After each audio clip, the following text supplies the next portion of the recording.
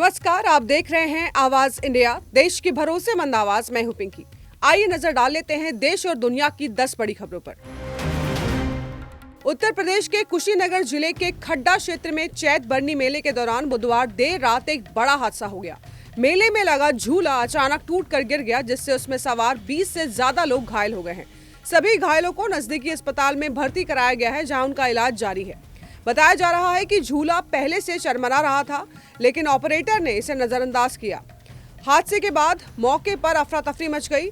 Police और प्रशासन की टीम राहत और बचाव कार्य में जुटी रही और एम्बुलेंस के जरिए घायलों को तुरंत अस्पताल पहुंचाया गया। भारत की सबसे बड़ी प्रशासनिक और सांख्यिकीय प्रक्रिया जनगणना 2027 का पहला चरण बुधवार को औपचारिक रूप से शुरू हो गया। इस बार की जनगणना पूरी तरह डिजिटल है और इसमें नागरिकों को स्वयं गणना की सुविधा भी दी गई है।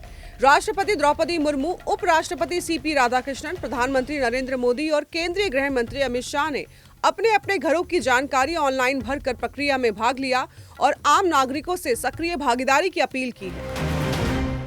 प्रधानमंत्री नरेंद्र मोदी की अध्यक्षता में हुई CCS की बैठक में आम जनता के लिए जरूरी वस्तुओं की आपूर्ति और कीमतों को स्थिर रखने के उपायों की समीक्षा की गई है। बैठक में रक्षा मंत्री राजनाथ सिंह, गृह मंत्री अमित शाह, वित्त मंत्री निर्मला सीतारमण और विदेश मंत्री S जयशंकर सहित कई वरिष्ठ मंत्री मौजूद रहे।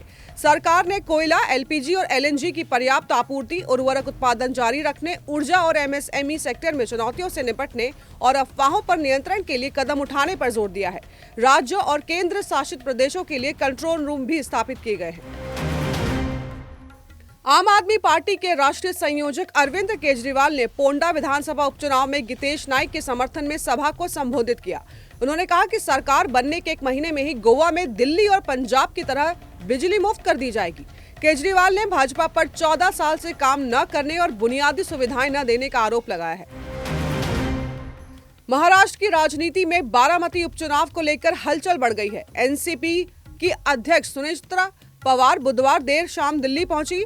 गुरुवार से उनकी बीजेपी के शीर्ष नेताओं के साथ अहम बैठकों का दौर शुरू होगा। इन बैठकों में बारामती उपचुनाव के लिए रणनीति तैयार किए जाने की संभावना है। दिल्ली के स्वास्थ्य मंत्री डॉक्टर पंकज कुमार सिंह के निर्देशन पर फूड सेफ्टी विभाग ने राजधानी में खाद्य सुरक्षा सुनिश्चित करने के लिए निगरानी और प्रवर्तन कार्रवाई तेज कर दी है। त्योहारों के दौरान विशेष सतर्कता बरतने के निर्देश दिए गए हैं। हालिया अभियान में 98 खाद्य नमूने लिए गए हैं, जबकि कुल 165 सैंपल की जांच की गई है, जिनमें अधिकांश मानकों पर खरे उतरे। नियमों का उल्लंघन करने वालों के खिलाफ सख्त कानूनी कार्रवाई कर दी गई है। विभाग ने मिलावट के खिलाफ जीरो टॉलरेंस नीति जारी रखने की बात कही है। अमेरिकी राष्ट्रपति डोनाल्ड ट्रंप ने कहा है कि संयुक्त राज्य अमेरिका बहुत जल्द ईरान से बाहर निकल सकता है। उन्होंने ये बयान तब दिया जब ईरान से अमेरिका की जंग 5वें हफ्ते में प्रवेश कर चुकी है और इसका असर अमेरिकी जनता पर भी पड़ रहा है, जैसे पेट्रोल की बढ़ती कीमतें।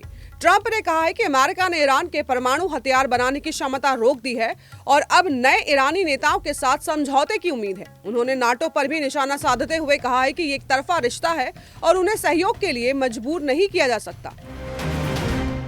भारतीय समय अनुसार आज सुबह 3:54 पर फ्लोरिडा के कैनेडी स्पेस सेंटर से नासा ने आर्टेमिस 2 मिशन को सफलतापूर्वक लॉन्च किया है। मिशन में 3 अमेरिकी और एक कनाडाई अंतरिक्ष यात्री शामिल हैं। Commander Reid Wiseman, pilot Victor Glover, Jeremy Hansen और क्रिस्टीना कोच। ये दल पहली महिला, रंगभेद और अंतर्राष्ट्रीय प्रतिनिधित्व को शामिल करने वाला अब तक का सबसे विविध मिशन है। IPL 2026 के 5वें मुकाबले में दिल्ली कैपिटल्स ने लखनऊ सुपर जॉयंट्स को 6 विकेट से हराकर शानदार जीत दर्ज की। 142 रन का लक्ष्य का पीछा करते हुए दिल्ली ने 26 रन पर 4 विकेट गंवा दिए थे, लेकिन समीर रिजवी और ट्रिस्टन स्टब्स की नाबाद 119 रनों की साझेदारी ने मैच को पलट दिया। इससे पहले दिल्ली के गेंदबाजों ने लखनऊ को 18.4 ओवर में 141 रन पर समेट दिया।